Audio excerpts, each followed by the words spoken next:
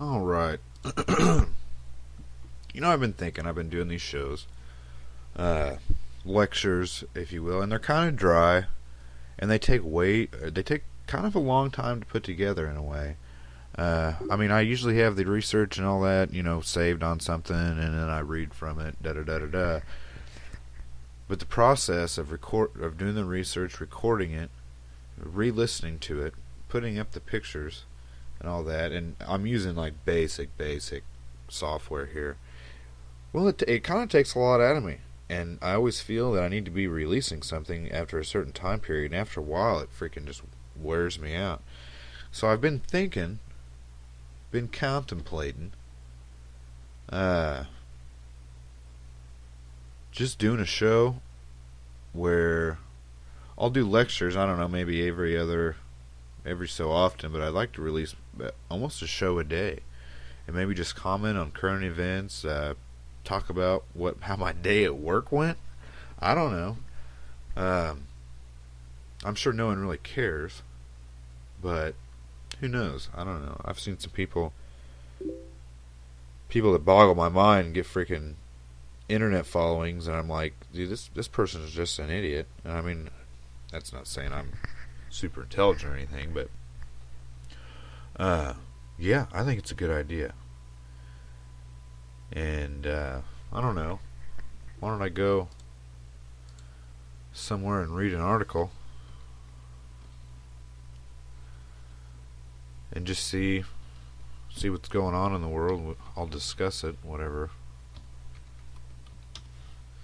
Okay, first we're going to go to Fox News. Yeah, I know, Fox News, I know. But I'm only going to read a couple articles, maybe, just to get a mainstream media type view of what's going on in the world. My computer did something weird. Am I still recording?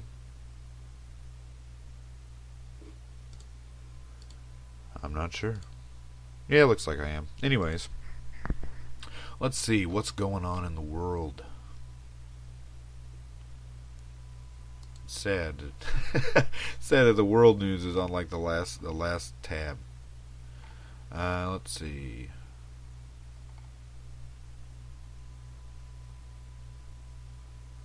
Romania, alleged illegal trafficking of human eggs.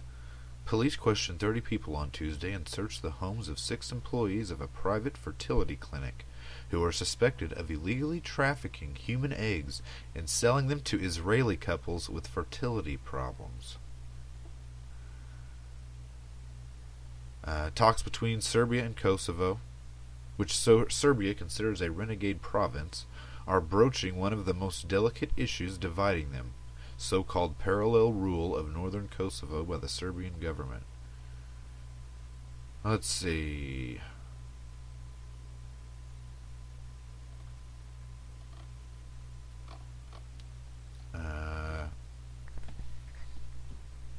Two Sunni groups that halt roles in Bahrain crisis talks. Two Sunni factions in Bahrain say they are suspending participation in talks with Shiite opposition groups because of a spike in violence in the Gulf nation's 2-year-old uprising. Let's see. Nigeria hostage crisis. The kidnapping of 7 foreign workers in Nigeria, claimed by an Islamic extremist group, has touched a nerve in Europe, coming just weeks after the tragic end of a hostage drama in Algeria in which 37 gas plant workers and 29 al-Qaeda-linked militants died. Grenada holds elections in economic crisis. The Eastern Caribbean island of Grenada is holding a parliamentary elections for the first time in nearly 5 years as it struggles to emerge from an economic crisis. And as usual, the world has fucking gone insane. Let's see here. Let's go to InfoWars. See what's going on there.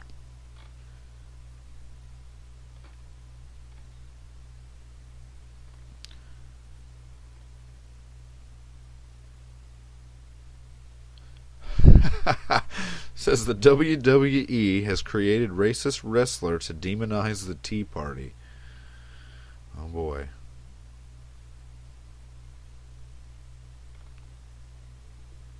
let's go to the Dredge report.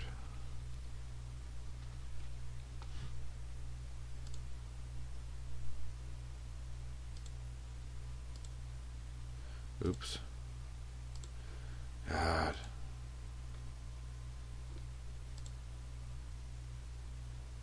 The old Dredge report. There's a lot of news on this site.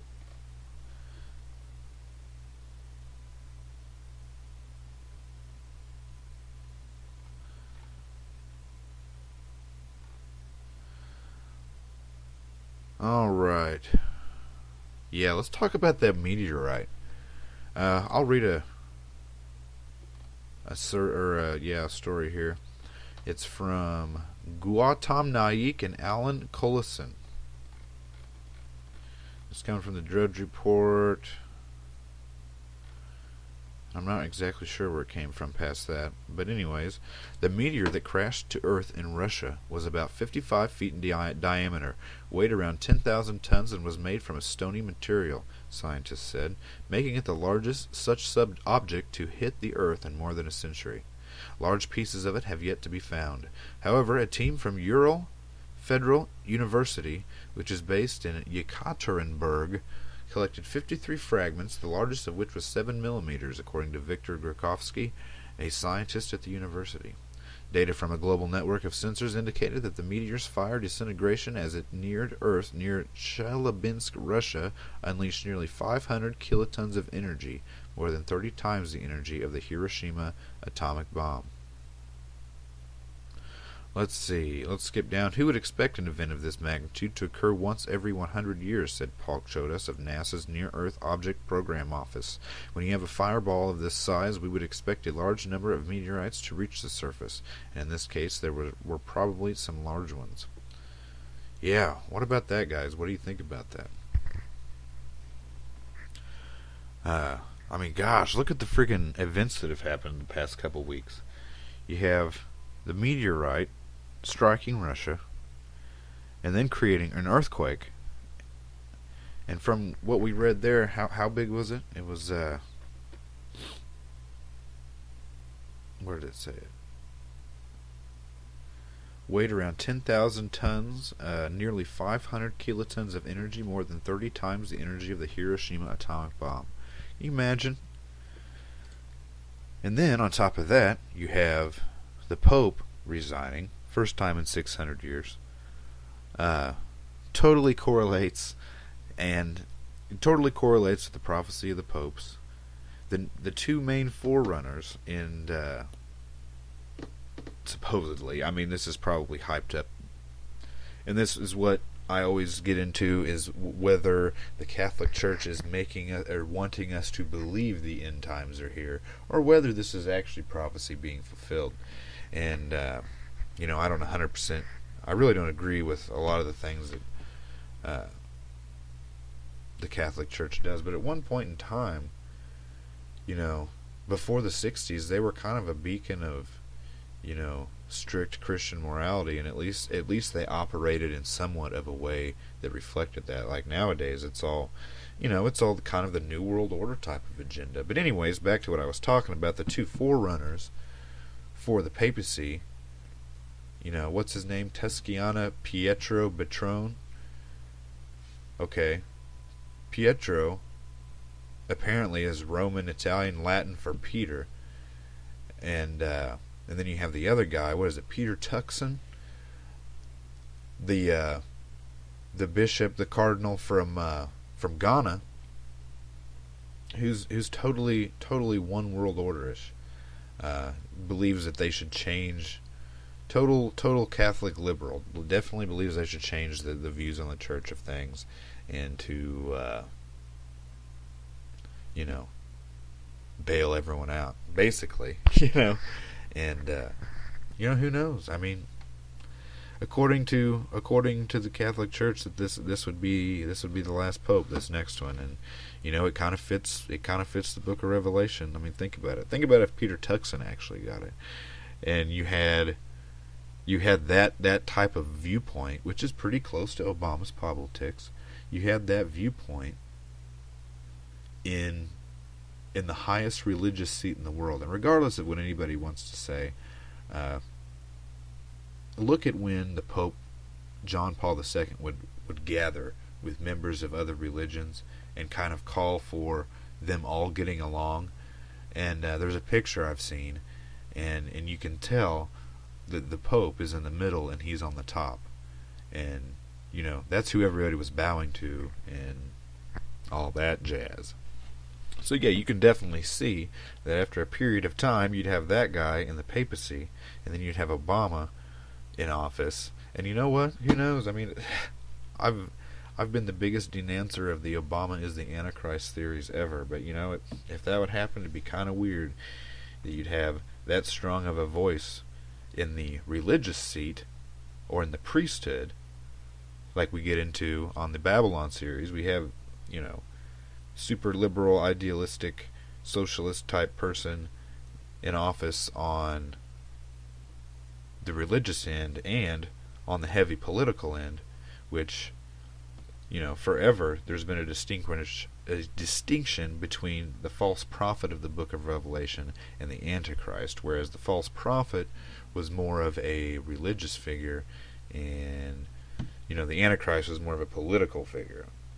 But yeah, interesting times we live in. Every day you turn on the news, the world has changed in some way, like it's never seen before. But yeah, gosh, I watched William Schneblin's. I don't know if anybody's familiar with him. William Schneblin, he's like ex-Satanist, all this thing, and some of that's sort of hard to believe for me, but the guy is definitely learned in his subjects. I mean, if there's anything you could poke a hole in on anything concerning his credibility, career-wise, whatever. But regardless, you have to admit he definitely knows his subject. So, But anyways, I was listening. He has a documentary and a book called The Church on Haunted Hill, and he's been doing interviews here lately because of the events with the papacy and all that. And he was telling some story on there, and he was talking about, God, I can't remember which pope it was, but he was digging around underneath the Vatican. And they were looking for the bones of Peter because, the Roman Catholic Church believes that, Peter died in Rome, which, in my opinion, the Bible doesn't really agree with that. So, in my mind, it's nothing but, a Catholic tradition.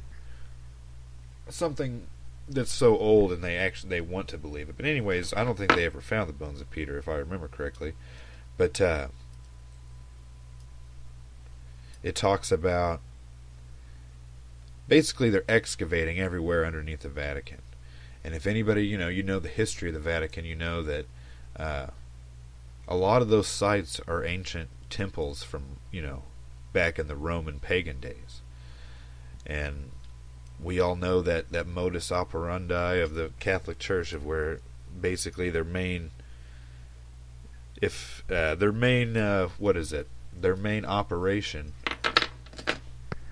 of conversion in certain time periods was that they would mix Christianity, and they would take it and morph it into a sort of a pagan mold. They would take their holidays and stuff, and they would replace them with Christian names and whatnot. So yeah, Rome has a very pagan background.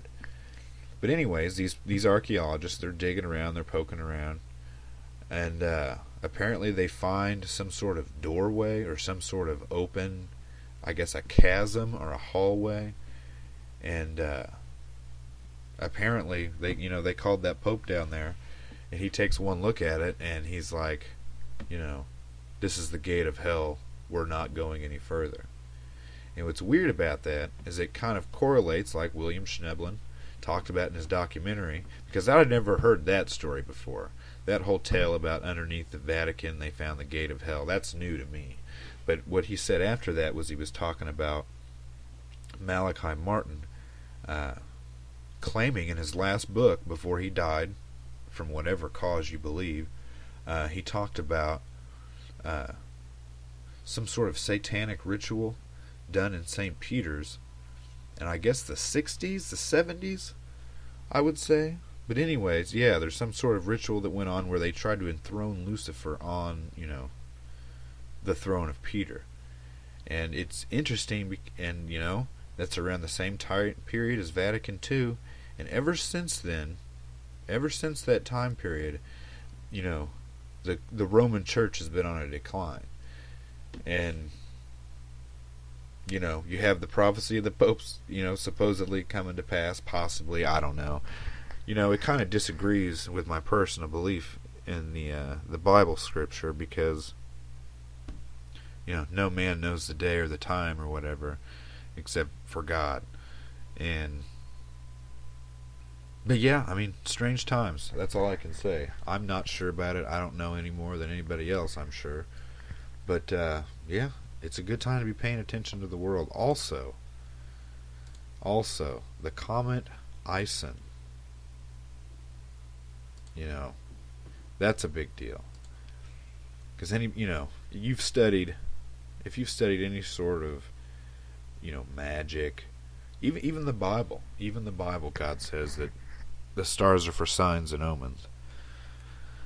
And, so yeah, always pay attention to the skies, because you will see, events kind of correlate on Earth in a degree to signs in heaven. And I know that sounds like astrology, and it kind of is in a way, but it's more or less not so much the zodiac you're looking at. It's more like, when there's a real bright comet in the sky. For example, 3 wise men, how did they find Jesus? They found him from a star in the sky. So, yeah, and this is supposed to be like the greatest comet ever, is what they're saying. But you know how they like to hype that stuff up. But yeah, it's supposed to break up in front of the sun, and it's supposed to have some sort of wild glow. Yeah, so keep your eyes on that for sure. And pay special attention to the news while that's going on, because I'm sure there'll be something going on. Alright, I'm going to get out of here.